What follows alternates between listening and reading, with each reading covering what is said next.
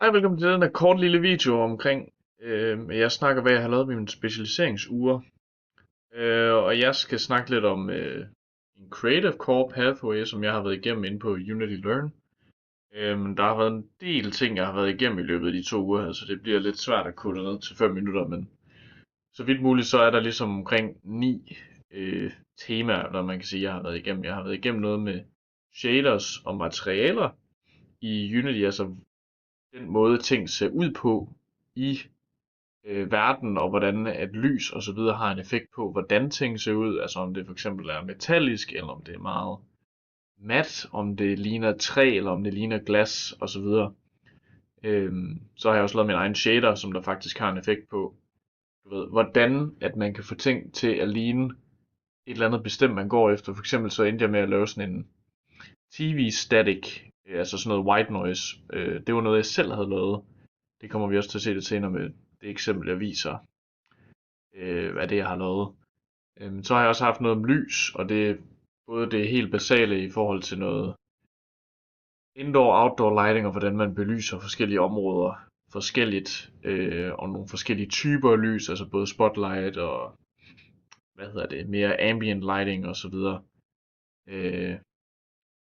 Og ja, hvordan at man kan bage lys i scener hedder det, altså hvordan man ligesom kan gemme sådan et sheet af data på, hvordan et sted er belyst, så computeren den bliver lidt mindre belastet, når man rent faktisk spiller det.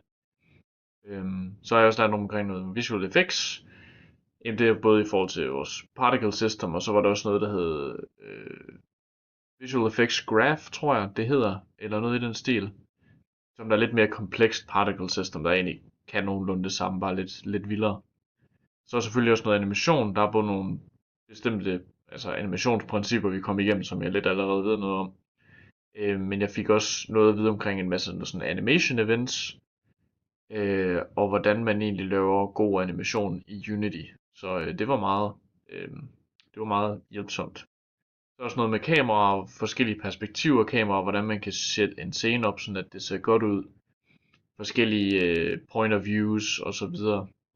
Post-processing, noget du kan sætte på et kamera, som der ligesom kan give en bestemt stil til dit spil, eller sørge for, at spillet er mere virkelighedstro, i forhold til hvad vi ligesom tænker, det burde være.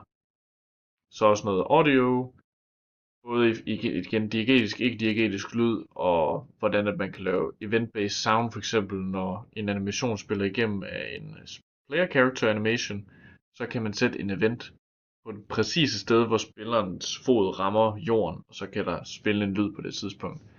Så det var også meget hjælpsomt, det vidste jeg heller ikke. User interface, det var mest i forhold til Canvas, det er måske lidt outdated i forhold til UI Toolkit, men jeg lærte også en masse ting der, specielt i forhold til knapper, og hvordan man kan lave sådan nogle event-based sådan on-click metoder, altså med når spilleren trykker på en knap, så sker der et eller andet bestemt. Og man kunne lave en settingsmenu og ændre på forskellige værdier, som musikkens lydniveau og så videre. Og så vil jeg også igennem noget prototyping. Jeg ved ikke, om jeg når at vise det, men jeg nåede lige at gå i gang med noget prototyping af et helt eget spil, jeg ligesom havde tænkt igennem. Og der lærte jeg nogle forskellige værktøjer som ProBuilder, som er sådan lidt blenderagtigt i forhold til at kunne lave sine egne simple 3D-modeller. Og så noget terrain i forhold til, hvis du har et plan, at du så ligesom kan lave bakker og dale og alt sådan noget. Og der er vi så sådan tree painter, hvor man egentlig kan lave sin egen skov for eksempel. Det var lidt mere kompliceret, end noget jeg heller ikke. Igen, det var en masse. Nu viser jeg det lige kort. Yes. Jeg vil lige vise det her. Så jeg lavede en architectural rendering, sådan scene, hvilket egentlig bare er sådan, til folk der måske overvejer at købe et bestemt hus, så er det ligesom en interaktiv oplevelse, der kan gøre sådan, man kan se huset indenfra og udefra.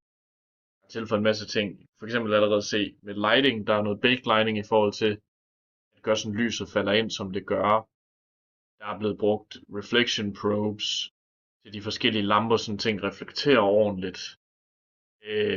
Og der er en bestemt lighting, der er sat herinde, som ligesom også giver en bestemt varm stemning herinde. Altså det er varmt lys, jeg har brugt eksempelvis. Alting er, jeg har sat materialer på det hele, Så for ting, de ser metallisk ud, det kan jeg lige vise det. Jeg kan se mit UI-element her.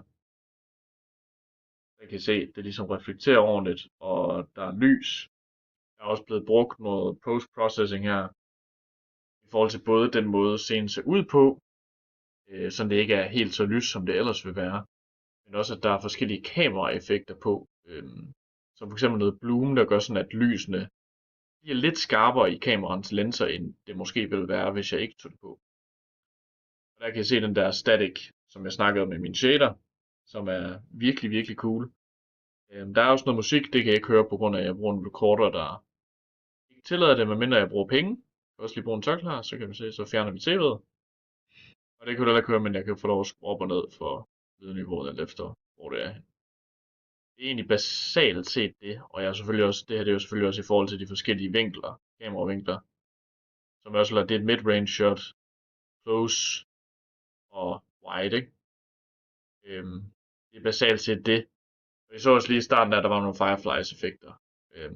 Og det er igen dust particles her. Og igen, lyset reflekterer også korrekt, fordi det er sådan transparent materiale. Og animationerne selvfølgelig, det er ikke glemt at snakke om. Der har jeg ham her i midten til at gå frem og tilbage. Hun laver indimellem sådan en talking animation. Men ja, det er jo basalt set det.